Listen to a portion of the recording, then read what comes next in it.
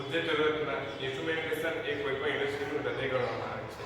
ઇન્ડસ્ટ્રીમાં ચાલતી નાની મોટી પ્રોસેસને સફળતાપૂર્વક પૂર્ણ કરવા માટે તેમાં ઇન્સ્ટ્રુમેન્ટેશનના મેઝરિંગ અને કંટ્રોલિંગની જરૂરિયાત રહે છે.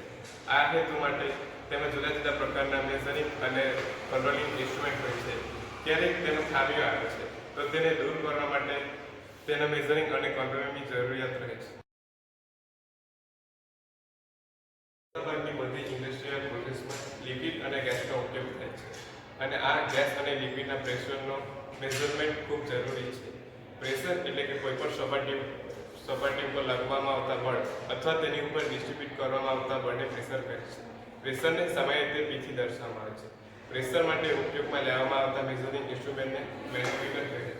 મેનોમીટરના 5 પ્રકાર છે: T2 manometer, incline manometer, well type manometer, float type manometer અને રિંગ બેલેન્સ ટાઇપ મેનોમીટર. તો હવે આપણે જોઈશું U2 મેનોમીટર. તો હવે આપણે જોઈશું U2 મેનોમીટર અને વેલ ટાઇપ મેનોમીટર.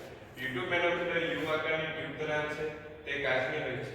તેમાં પ્રવાહી અથવા પ્રવાહી તરીકે પારો અથવા પાણી ભરવામાં આવે છે. તેમાં પ્રેશર આપતા એક લેગનું પ્રવાહી નીચે જાય છે અને બીજા લેગમાં ઉપર જાય છે. તેના લીધે કોઈ સ્નેપશોટ મળતો નથી.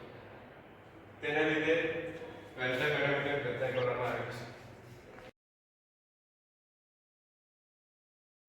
વેલ ટાઇપ મેનોમીટરનો ઉપયોગ બહોળા પ્રમાણમાં કરવામાં આવે છે કારણ કે તેમાં માત્ર એક જ લેગનું રીડિંગ લેવાનું હોય છે. તે એક મોટા વ્યાસ ધરાવતો વેલ ધરાવે છે અને તેની સાથે નાના વ્યાસ ધરાવતી નળી હોય છે. તેમાં પ્રવાહી તરીકે મરકરી અથવા પાણી ભરેલું હોય છે. વેલમાં પ્રેશર આપતા જે નળી તરફ પ્રવાહી ઉપર જાય છે. આ હાઈટને માપી તેનું દબાણ સૂત્ર P બરાબર h માં મૂકતા આપેલ પ્રેશરને જાણી શકાય છે. વેલ ટાઇપ મેનોમીટરના ફાયદા જોઈએ તો તેમાં સરળતાથી રીડિંગ લઈ શકે છે. તેમાં માત્ર એક લેગનું રીડિંગ લઈ હાઈટ માપી પ્રેશર માપી શકે છે અને તે સારી ચોકસાઈ આપે છે. અને ગેરફાયદામાં જોઈએ તો તે U2 મેનોમીટરની સરખામણીમાં વધારે